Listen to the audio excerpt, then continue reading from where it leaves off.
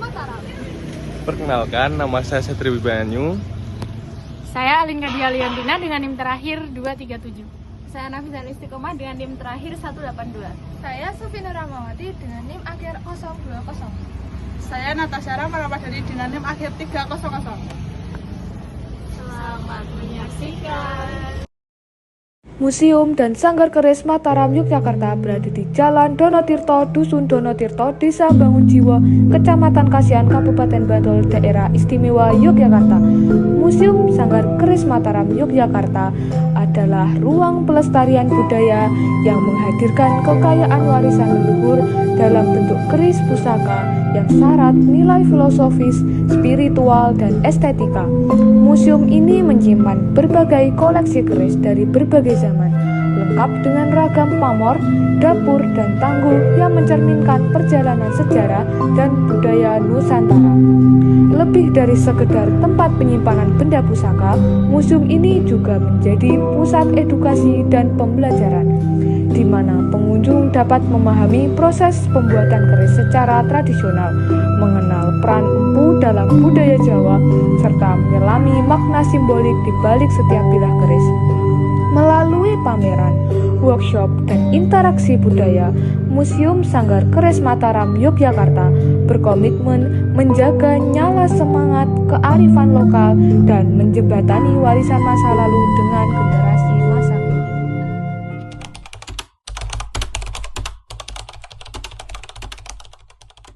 Baru ditemukan sebuah relief tentang keris yang ada di suku ini abad ke-15. Nah ini baru terlihat jelas ini bentuknya. Terus juga Relief ini menggambarkan proses pembuatan keris secara simbolis, lengkap dengan figur-figur seperti Bima, Dewa Ganesha, dan beberapa orang pandai yang sedang menempa logam dan membuat senjata.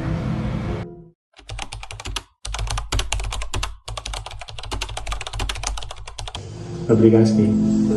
Dulu ini beratnya itu dari 12 sampai 17 kilo beratnya. Tergantung lipatannya. Dari sini kemudian nanti kita masukin apa? Nikel. Ini nikel ini. Tapi nikel ini formatnya seng. Ada yang modelnya kotak, square. Ada yang modelnya lebih panjang kayak pakai ini aja. Nih. Nah ini dimasukin ke sini. Ini untuk membuat pola pamor. Ditempa, lipat, ditempa, lipat, ditempa, lipat. Nah banyaknya tergantung kebutuhan. Nah ini yang nanti akhirnya membentuk pamor.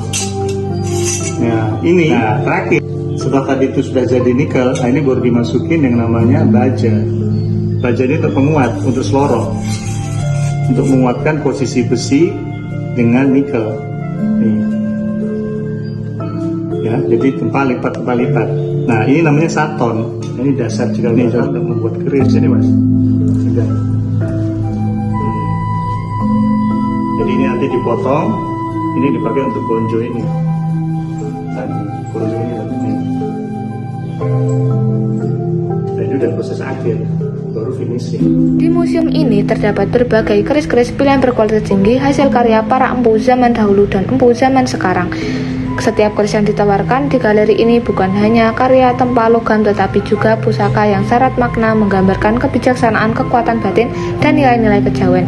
Koleksi keris meliputi keris klasik hingga keris kamardikan yang cocok dimiliki sebagai simbol warisan budaya, koleksi pribadi, ataupun cenderamata eksklusif bernilai tinggi.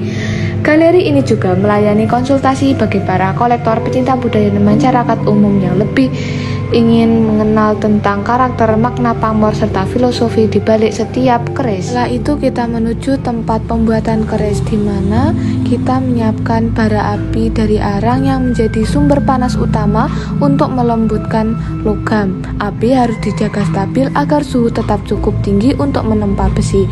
Selanjutnya ada 2 orang pandai keris bekerja sama menempa besi yang sudah membara. Mereka memukul logam panas untuk membentuk dasar bilah keris. Nah, selanjutnya membentuk bagian pegangan atau pangkal keris, yaitu bagian yang nantinya akan menyatu dengan hulu. Tahap ini membutuhkan ketelitian agar bentuknya presisi dan nyaman saat digunakan. Kemudian bilah keris mulai dibentuk dengan pola bergelombang atau lurus sesuai dapur yang diinginkan. Pandi keris terus memukul dan menipiskan bilah hingga terbentuk lekukan khas keris yang menjadi ciri estetika sekaligus simbolik. Tahap selanjutnya adalah nguger, yaitu proses merapikan, mengukir garis dan mempertegas bentuk keris. Nah, kalau ini yaitu proses nyerah atau pemutihan keris, yaitu membersihkan bilah untuk menghilangkan kotoran, kerak, dan sisa arang, sekaligus mempersiapkan keris untuk proses pamor dan penyepuan berikutnya. Nah, di sini juga selain menjual kerajinan keris, juga menjual belangkon, beskap, ikat, kaos, dan masih banyak lagi. Nah, yang aku pegang ini contoh baju lurik yang juga dijual di sini. Bahannya bagus dan berkualitas, bisa digunakan untuk berbagai acara.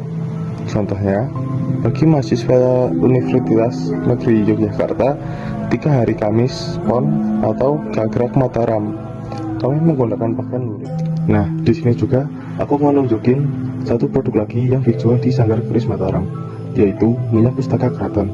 Kegunaannya yaitu 1. Membangkitkan energi pustaka, 2. Menetralisir aura negatif, dan 3. Menjaga tosana gizi agar tidak berkarat dan membuat pamor tosana aji semakin indah.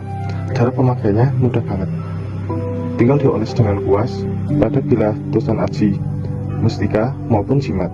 Untuk hasil yang maksimal, oleskan rutin di setiap bulan sekali. Komposisi yang digunakan dalam produk ini yaitu sulingan minyak alami dari bahan kayu dan bunga. Nah, kalau kamu ingin membeli produk Sanggar Keris Mataram tapi terkendala dengan jarak yang terlalu jauh, kamu bisa membeli melalui platform IG dan TikTok Sanggar Keris Mataram. Order sekarang juga ya guys.